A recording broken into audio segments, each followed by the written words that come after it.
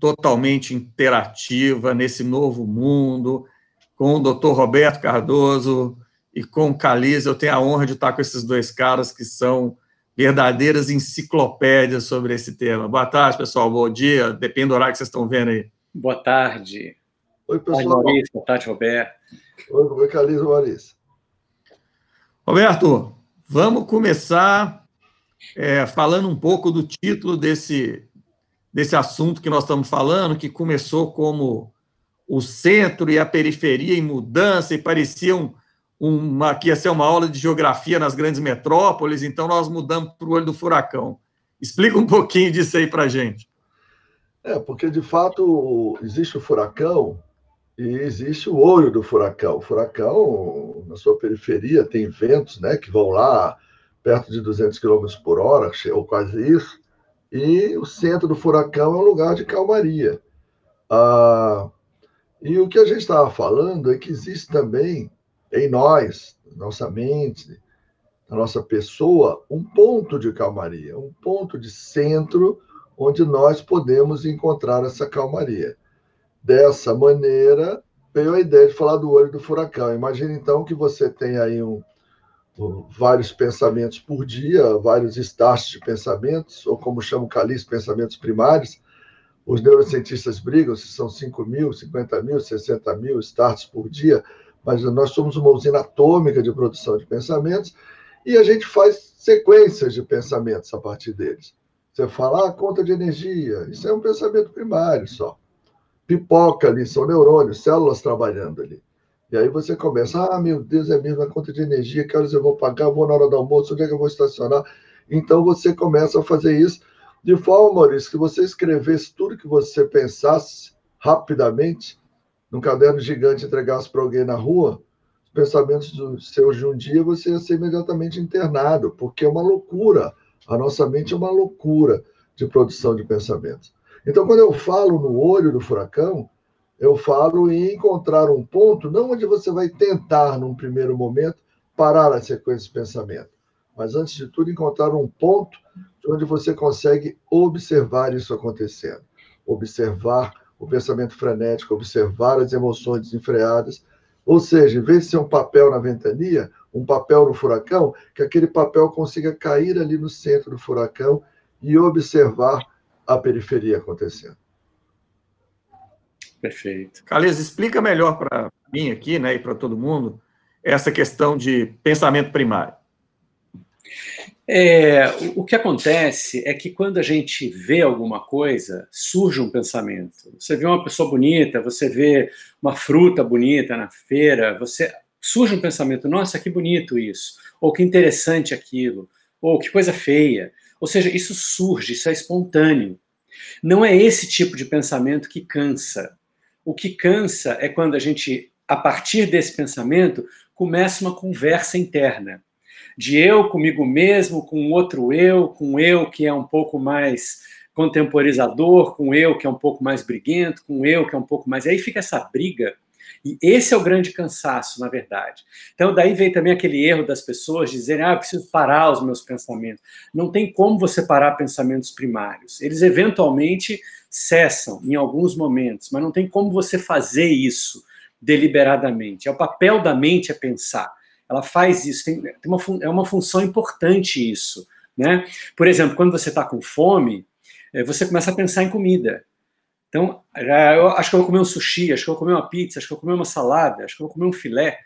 Ou seja, o papel da mente é criar opções, né? Estou numa situação difícil, o que eu faço? Meu Deus, será que eu falo com ele? Será que eu vou até lá? Será que eu abandono tudo? Ou seja, ela está fazendo o papel dela, que é criar opções. Então, esses pensamentos primários, eles não só são inevitáveis, como eles são importantes também. Agora, a gente não precisa, e aí vem o cansaço, conversar com eles o tempo todo, esticar uma história, né?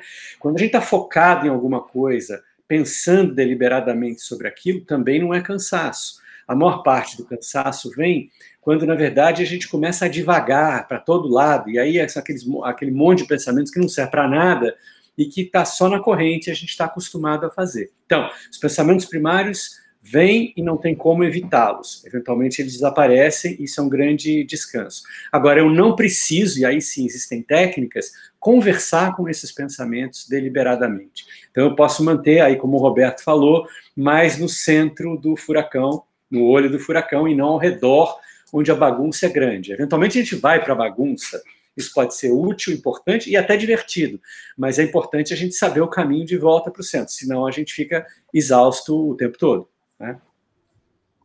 Legal. Para a gente já entrar no assunto de como é que eu faço para chegar lá, que, como eu sempre falo para vocês, toda vez que a gente conversa, me parece sempre muito mais fácil falar do que fazer, mas o Roberto, antes de entrar, colocou uma imagem que eu acho bem interessante, né? Que uma coisa é o pensamento primário, é aquela bolinha de Coca-Cola espontaneamente. E aí o que a gente faz? A gente pega e dá uma chacoalhada em cima daquele coisa e voa gás para todo lado, voa bolinha, suja tudo e faz uma grande lambança. A partir desse pensamento primário, a gente cria esse furacão. É isso mesmo, Roberto? E como é que a gente controla isso?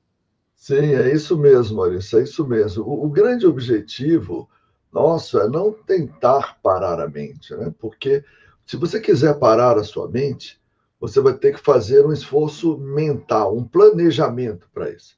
Ou planejar, parar a mente, eu vou dominar, eu vou controlar. Todos esses verbos que eu estou conjugando são verbos que ativam a lógica, ativam o lobo pré-frontal. Você precisa fazer um plano para executar, para conseguir controlar. O que você precisa, na verdade, é aprender a observar esses pensamentos. No momento em que você observa, no momento em que você vê seus pensamentos, vê os seus padrões, percebe suas emoções e suas reações, isso é o início de um equilíbrio, de uma cura. O primeiro equilíbrio é a contemplação. Engraçado que tem uns autores chamados Prochaska, esqueci o nome do parceiro do Prochaska lá, parece palavrão, né? Mas não é não, que fala das fases de Prochaska para você, por exemplo, resolver o alcoolismo. E ele falava que a primeira fase é a pré-contemplação. O sujeito bebe 4 garrafas de uísque por dia e fala, não, eu não bebo muito, não, eu bebo socialmente, quem é a minha vida social é intensa, né? Aí ele, num dado momento, ele fala, não, eu bebo demais mesmo. E aí vem as outras fases, né?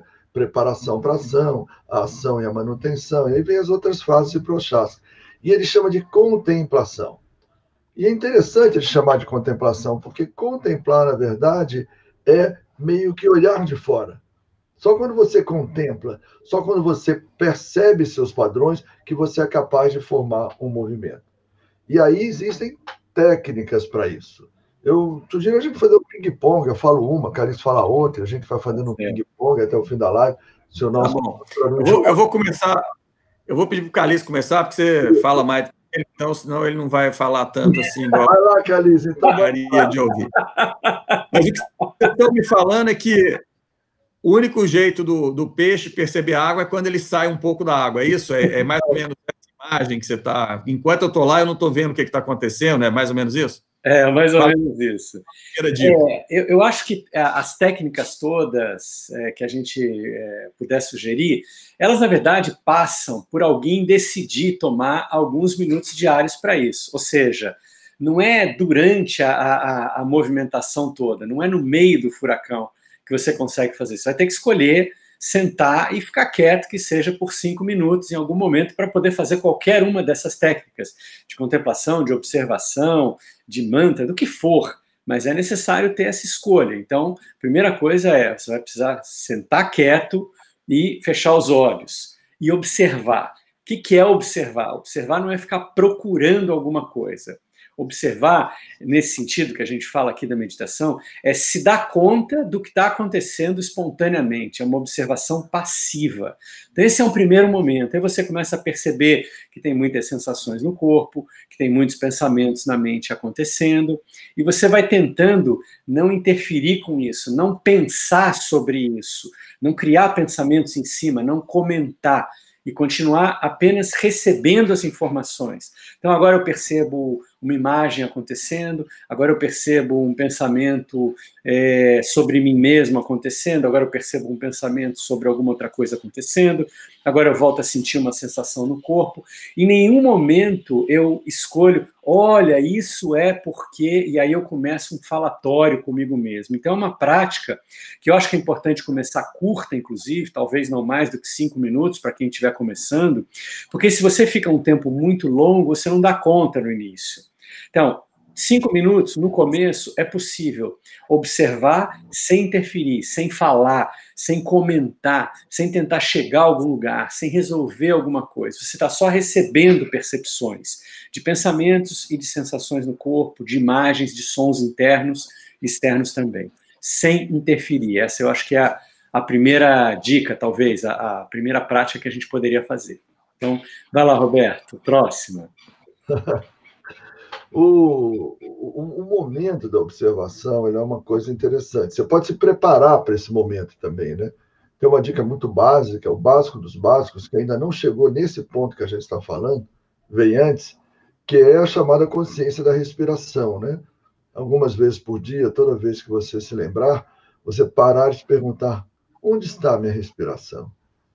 Percebe, não comenta com você mesmo sobre ela, percebe, continua fazendo o que você está fazendo, e mais tarde, passa aí, daqui a pouco você se lembra disso de novo e fala: onde está a minha respiração? E aí você percebe ela acontecendo e continua. O interessante é que, à medida que você faz isso, você começa a se preparar para trabalhar uma observação da respiração. E aí você pode começar uma técnica desse jeito, sentando e observando a própria respiração acontecer. Observar, como o Calice falou, não é no sentido de observar em conjugamento com expectativa. Então, não é julgar, não é analisar, não é criar expectativa em relação à respiração. Observar é perceber que ela está acontecendo. É aquilo que a gente sempre falou nas outras lives, né, Maurício, que tivemos juntos, consciência. Tomar consciência da respiração. Um exercício extremamente simples no início é tomar consciência da respiração. Se você senta e faz isso alguns minutos por dia, aí, na minha opinião, você está pronto para entrar nos exercícios meditativos propriamente ditos. Então, o que eu faço? Eu faço, geralmente, exercício de respiração por uma semana com a pessoa, mando ela para casa uma semana, quando ela volta, eu coloco, geralmente, para meditar e eu começo com um tempo maior. O Calice, ele opta por fazer uma escadinha de um tempo que vai aumentando. São abordagens diferentes, mas tem o mesmo princípio, trazer a pessoa para o exercício de auto-observação. Deixa eu te devolver o ping-pong, mas fazer uma pergunta. Tá. O Roberto, você está falhando um pouquinho. Não, você que está falhando para mim. Ou eu estou falhando, hein? O Maurício está falhando para mim também. Maurício. Então, sou eu que estou falhando, então. Deixa eu só te fazer uma pergunta para te devolver o ping-pong. Você falou várias vezes de sentar, e o Roberto também. Eu só consigo fazer isso sentado, ou eu posso estar em pé, deitado, alguma coisa dessas aí? Desculpa a minha pergunta tão primária, assim, mas muitas vezes eu começo a fazer e me dá uma vontade de deitar, que eu vou falar para vocês uma história. Viu? Olha, em pé é difícil porque você precisa ficar cuidando do seu equilíbrio, então a sua atenção vai estar muito envolvida com isso, é quase uma concentração para conseguir ficar de pé de olhos fechados, é um esforço, e a gente quer um relaxamento. Deitado já é relaxamento demais, porque a tendência é você devagar e dormir, inclusive porque a gente está acostumado a dormir quando se deita. Então o melhor é sentado. Para quem tem dificuldade de sentar com a coluna ereta, eu recomendaria que fizesse isso apoiado numa poltrona confortável, que seja, mas deitado acho um pouco demais. Legal, dá a dica aí agora. Eu ou o Calice? Quem vai? Calice. Então vou eu. Tá. Bom, tem uma outra coisa que eu acho interessante, como o Roberto disse, né, de começar observando a respiração, é porque às vezes é muito difícil para um iniciante começar observando sem interferir. Ou seja, a gente está acostumado a fazer alguma coisa, a gente quer ficar fazendo alguma coisa. Então, é possível fazer alguma coisa, mas você faz alguma coisa neutra. Porque, por exemplo, se vem um pensamento qualquer, por exemplo, nossa, esses tempos estão difíceis, e você diz, tão mesmo, já começou uma sequência de pensamentos, já começou, como o Roberto diz, a chacoalhar a garrafa e uma bolinha, que era o pensamento primário, começa a se tornar muita coisa. Se você diz, não, que isso, na verdade é um tempo bom, porque a gente está descansando, também já começou a chacoalhar. Quer você diga uma coisa, quer você diga outra, já começou a chacoalhar. O que você pode falar é alguma coisa neutra. Você pode dizer, por exemplo, não sei. Um não sei sincero é alguém que fica de fora. Então, imagina uma discussão, está lá todo mundo conversando. Quando alguém diz não sei, a atenção vai para as outras pessoas, porque essa não sabe. Então, uma coisa nesse estilo. Melhor ainda do que falar mentalmente, ou até em voz alta, não sei, quando você está fazendo essa prática de observação, é fazer isso não verbalmente, como assim, como quem faz assim, por exemplo. Esse não sei, no entanto, ele precisa ter uma característica sincera. Não é dane-se, não estou nem aí, não quero nem saber. Não, como uma criança amorosa, pequena, quase pré-verbal, que quando você pergunta alguma coisa, ela faz assim, porque ela não sabe, só isso. Então, com essa qualidade. E veja, estou falando isso durante a nossa prática diária, 5, 10, 15 minutos, o tempo que você tiver de meditação. Não faz isso com as pessoas, elas ficam muito agressivas se você fizer isso com as pessoas. A gente não faz isso em questões importantes. Agora, durante a nossa prática, o que quer que venha, a gente faz assim. Inclusive, se for alguma coisa tipo, eu acho que o meu joelho está ruim, talvez eu precise procurar ajuda médica. Nesse momento da prática, eu faço assim. Quando terminar a prática, eu vou procurar ajuda médica, eu vou fazer o que for necessário. Mas entenda que o não sei é uma escolha, como quem diz, nesse momento eu não vou conversar com nenhum pensamento que surja, seja ele importante ou não, isso fica para depois. Então, uma escolha de não conversar, a gente faz, não sei. Aí vem uma imagem. Não sei. Né? E assim sucessivamente. É muito comum, depois de algum tempo, alguns minutos, fazer isso, a gente cair na gargalhada, inclusive. Às vezes acontece. Imagina. Ô, Roberto, te passando a bola de novo do ping-pong, mas esse não sei poderia ser aquilo que a gente vê muito em filme dos psicólogos, que faz só aquele Ele está eliciando o pensamento no set terapêutico ali. Esse não sei. Eu falo isso porque eu não sei, sabe? Então eu tenho o direito de perguntar. Então, isso aí eu não sei, está tudo bem por não saber. Quando eu falo não sei, quando eu eventualmente falo isso, não sei, para mim mesmo, não sei, eu digo não sei, e está tudo bem por não saber. Então, é uma aceitação do não sei, é um não sei que precisa de aceitação, né? Mas a meditação, voltando à pergunta para o Maurício em pé, sentado, deitado, sentado sem apoiar a cabeça, hein, Maurício? Só apoiando as costas, senão você vai cochilar. Mas a meditação, no nosso time ali na Unifé, a gente vê como um loop operacional, né? Onde você tem uma coisa que a gente apelidou de âncora, que pode ser um som que você pronuncia, ou pode ser a observação da própria respiração, e o relaxamento da lógica, que ele é atingido através de buscar não analisar, não julgar e não ter expectativas. Então, o que acontece? Você traz toda a sua atenção, não julgadora, como diz o Caliz, sem analisar, sem criar expectativas, sem julgar, por exemplo, para a respiração. Tá, sua âncora é a respiração. Daqui a pouco você está lá, como falou o Caliz, meu Deus, o que eu vou comer hoje? Uma pizza? Que sabor! De onde eu peço? Opa, você viajou. Você foi embora na sequência de pensamentos. Seu papelzinho está de novo na ventania. O que você faz? Você volta a atenção à respiração. Solta, larga, deixa ir embora passivamente aqueles pensamentos e volta. Tem dois macetes, que um é voltar com gentileza. Se você quiser voltar com luta, você disparou a lógica. Para lutar, né, você precisa de um plano para derrubar aí esse pensamento, então vai ter lógica. Você tem que soltar, deixar ele embora, voltar gentilmente para a âncora. E o outro truque é que ideações positivas também são sequências de pensamentos. Ou seja, se você falar, agora sim, agora, entendi. Isso também você vai precisar soltar, largar, deixar ele embora e gentilmente voltar. Então, a meditação, ela precisa de rigor e gentileza. Rigor para ritualmente fazer a técnica adequadamente. Rigor para ter o hábito diário e não deixar de fazer. Gentileza, na hora que você começa a fazer, o seu rigor precisa se transformar em gentileza. O que nós temos? Tentativas de serem meditadores, mas tem falta de rigor, não criam hábito. E, às vezes, nós temos pessoas rigorosas demais. São rigorosas, têm o hábito, nunca deixam de fazer, mas são rigorosos com eles mesmos também. Com eles mesmos não têm a gentileza que é necessária para voltar repetidamente para ela. Mas o mais interessante, daqui a pouco eu te conto para fazer um suspense, Maurício, e deixar o Carlos falar, o mais interessante é que, aplicado esse loop operacional que eu descrevi, âncora, relaxa a lógica, se pegou pensando, volta para a âncora, daqui a pouco você está pensando em outra coisa, volta para... Repetidamente, o nome disso é meditar.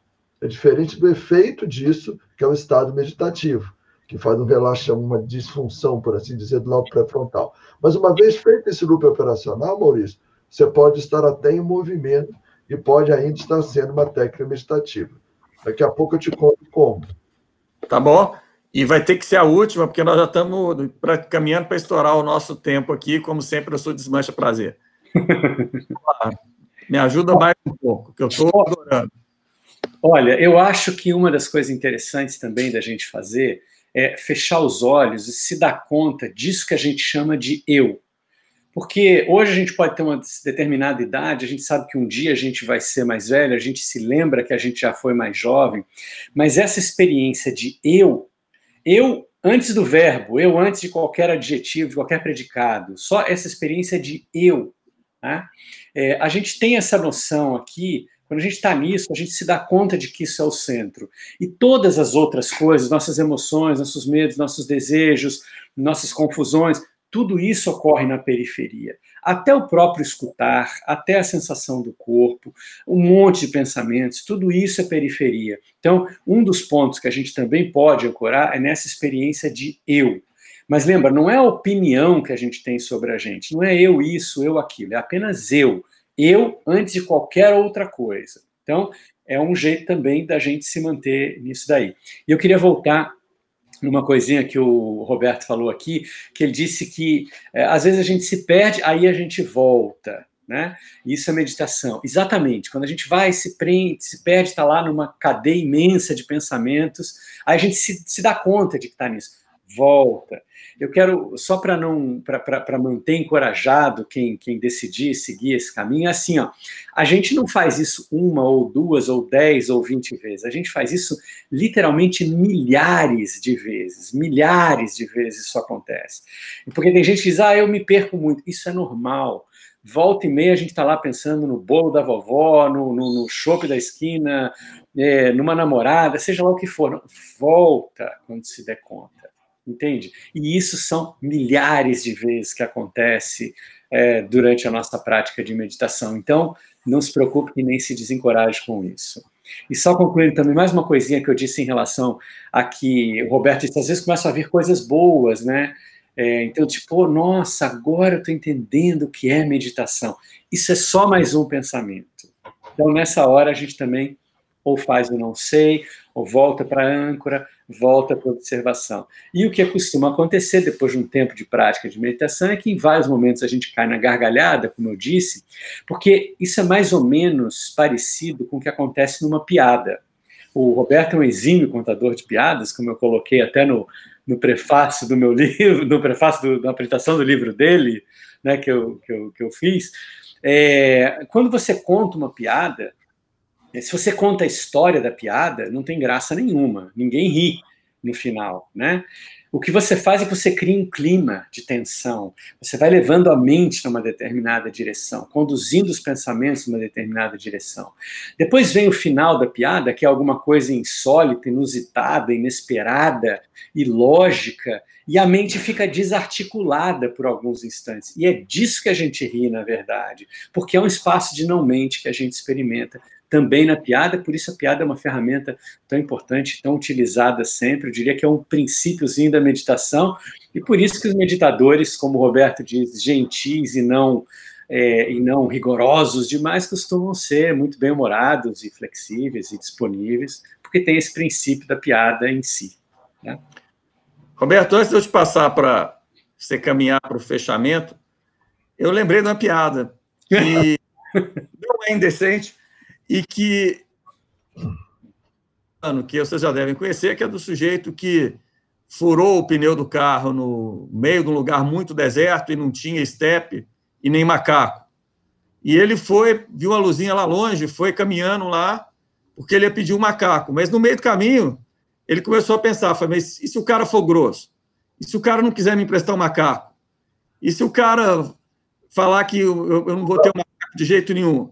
E não sei o quê. E quando o cara abriu a porta lá, o cara falou, pois não, boa noite. Falou assim, quer saber? Pega seu macaco e faz o que você quiser com ele, né? Então, assim, é disso que vocês estão falando. A gente cria essa conversa e que essa conversa acaba criando problema até onde não existe. É exatamente isso, assim? Isso. Exatamente. Somos reativos, né? Não somos ativos verdadeiramente. As pessoas falam muito em ação, mas a maioria da ação é uma ação baseada em padrões cristalizados das nossas mentes. A maioria do que a gente chama de ação. A ação verdadeira, ela vem a partir do silêncio. Por mais paradoxal que isso pareça, o silêncio produz ação verdadeira. E aí, Maurício, quando você, por exemplo, anda na praia e percebe intensamente o contato dos pés com o solo, e percebe, imagina um espaço no centro do seu peito, e ao mesmo tempo percebe o contato dos pés com o solo, e joga toda a atenção nisso, naquela hora que você para e pergunta, quanto será que eu já andei? Já passei de 1 quilômetro? Você fugiu, você pode voltar a atenção para os pés e para o seu espaço interno aqui, que você elegeu antes como âncoras, e repetidamente fazer isso. E isso, de certa forma, de uma explicação muito simples, é claro, é uma meditação em movimento. É uma forma muito básica de meditação, muito primária, mas é uma meditação em movimento. Então, o legal da meditação nem é o estado que ela nos proporciona, Maurício. O legal da meditação acontece mesmo quando ela começa a alterar o que os estudiosos chamam de traço da personalidade. Ou seja, quando ela começa a te mudar fora do momento meditativo.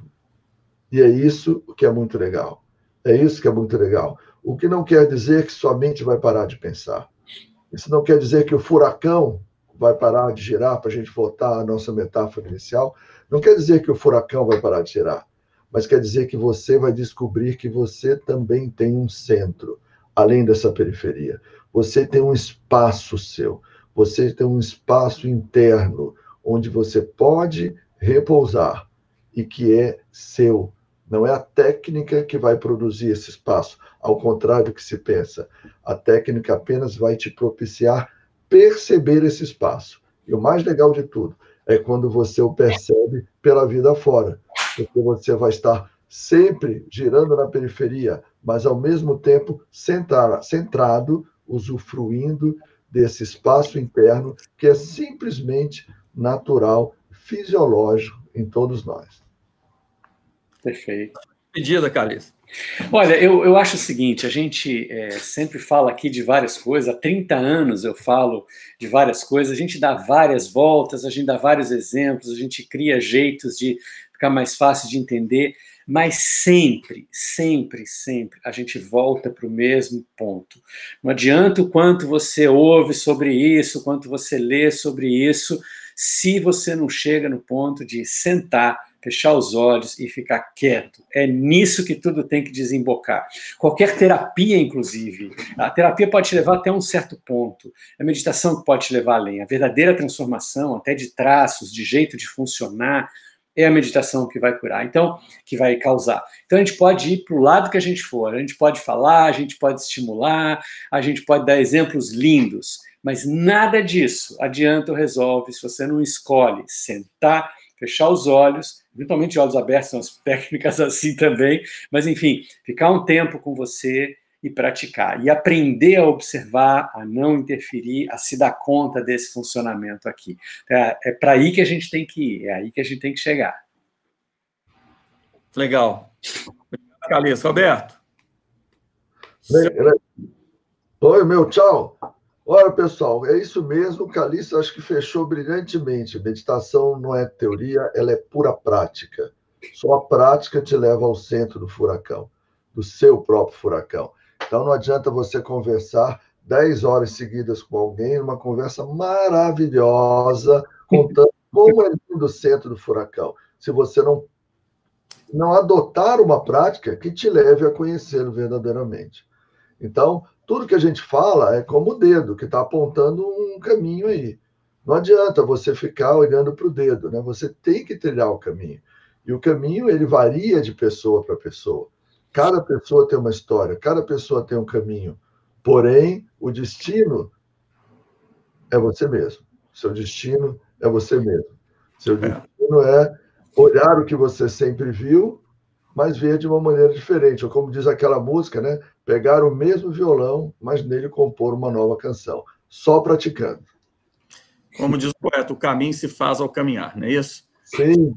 Eu espero que vocês tenham gostado de estar aqui com a gente, vocês tenham aproveitado igual eu aproveitei e sempre aproveito estar junto com esses dois caras sensacionais aí. Valeu. Obrigado, Maurício. Obrigado, Maurício. Obrigado, Roberto. Tchau. Até a próxima. Obrigado a todo mundo.